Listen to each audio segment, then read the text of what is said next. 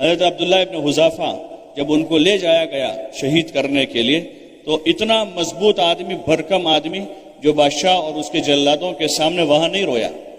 انہوں نے جب دھمکی دی کہ ہم تم کو مار دیں گے، یہ کریں گے، اتنی بڑی لالچ دی پہلے کہ تم نصرانی بن جاؤ، ہم تم کو آدھی حکومت دے دیں گے.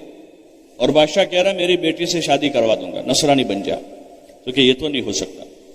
بولے پھر ہم تم کو کھولتے ہوئے تیل میں ڈال دیں گے اور تم کو مار دیں گے. تو کہہ رہے کہ کوئی بات نہیں. جلاد لے کر جانے لگے تو راستے میں رو دیے. تو جلادوں نے دیکھا کہ ابھی آدمی نرم ہو گیا ہے، تو ان کو لے کر واپس آئے کہ بادشاہ سلامت، آپ جو چاہ رہے تھے یہ نرم ہو گیا. تو بادشاہ کہہ رہا بھائی میں تو پہلے سے کہہ رہا تھا تو نصرانی بن جا، آدھی حکومت دے دوں گا اور میری بیٹی سے شادی کرواؤں گا. تو حضرت عبداللہ ابن حذافہ نے جو جملہ کہا ہے وہ ہم سب کے لیے بڑی عبرت کا جملہ ہے اور بار بار یاد کرنے کا جملہ ہے. وہ فرما رہے ہیں کہ میں اپنی جان جانے پر نہیں رو رہا ہوں کہ میری جان جا رہی، میں تو اس وجہ سے رو رہا ہوں کہ کاش کہ آج میرے پاس میرے جسم کے بالوں کے برابر جانیں ہوتی اور میں باری باری ساری جانیں اللہ کے نام پر دے دیتا. کاش کہ میرے پاس اتنی جانیں ہوتی. اس پر رو رہا ہوں کہ میرے پاس ایک ہی جان. تو بادشاہ کے کنٹرول میں پورے ہیں لیکن اوپر سے ابھی طے نہیں ہے جان جانے کی، وہ پوری تیاری کے ساتھ. تو جو بادشاہ اتنے سخت ظلم پر آمادہ تھا وہ بھی ان کی بات سن کر موم ہو گیا اور کہہ رہا ہے اچھا تم میری پیشانی پر بوسہ دے دو میں تم کو چھوڑ دوں گا. پیشانی پر بوسہ دینا عزت کے بڑے آدمی کو وہ دیا جاتا ہے. تو عبداللہ ابن حذافہ کہہ رہے ہیں کہ نہیں، ایک بوسے میں یعنی ایک آدمی کی جان چھوٹنے پر میں بوسہ نہیں دے سکتا. میرے پاس میرے جتنے ساتھیوں کو تم نے قید کیا ہے اگر ان سب مسلمانوں کو چھوڑ دو تب میں بوسہ دوں تمہاری پیشانی. تو کہہ رہا ٹھیک ہے، اس کے لیے آمادہ ہو گئے. جو جان لینے کے در پہ ہے وہ اس پر عمل کہ میں سارے مسلمانوں کو چھوڑ دوں. تو عبداللہ ابن حذافہ نے ان کو بوسہ دیا اور اپنے سارے ساتھیوں کو اس قید سے چھڑوا کر لے کر مدینہ واپس پہنچے. جب مدینہ منورہ ہے تو عمر رضی اللہ عنہ کو پتہ چلا ان کا پورا قصہ کیسا ایسا ہوا ہے.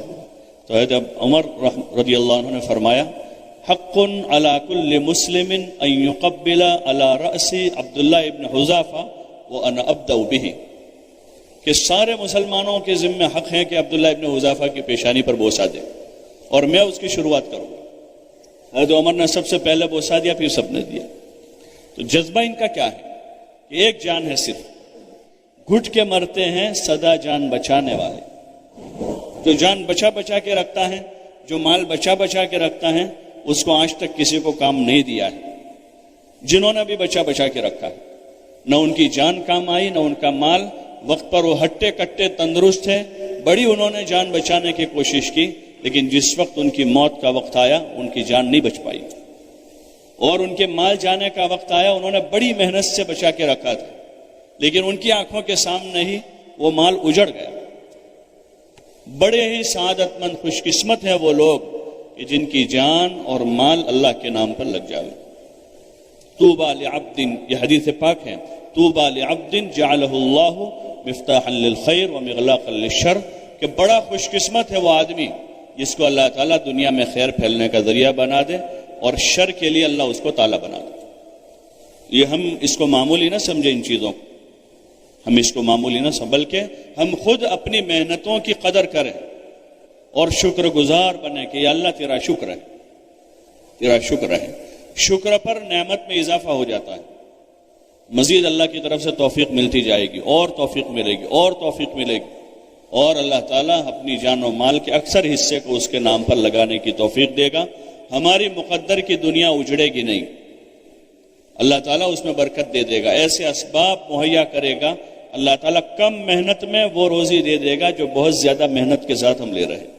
صحابہ کا وہی ہوا، جب انہوں نے کام کیا تو اللہ تعالیٰ نے ان کو کم محنت میں ان کی دنیا دے دی، بلکہ اس سے زیادہ دی. برکتوں کے دروازے اللہ نے کھول دیے. اس لیے ہم اپنے اسباب کو نہ دیکھیں اور اپنے حالات کو نہ دیکھیں کہ حالات کیا ہیں.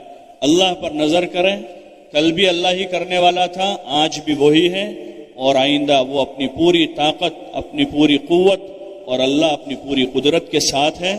اس کی مدد اور نصرت ہمارے ساتھ. اس کا وعدہ ہے ان تنصروا اللہ ینصرکم، کہ جو تم اللہ کے دین کی مدد کرو اللہ تمہاری مدد کرے گا. حضرت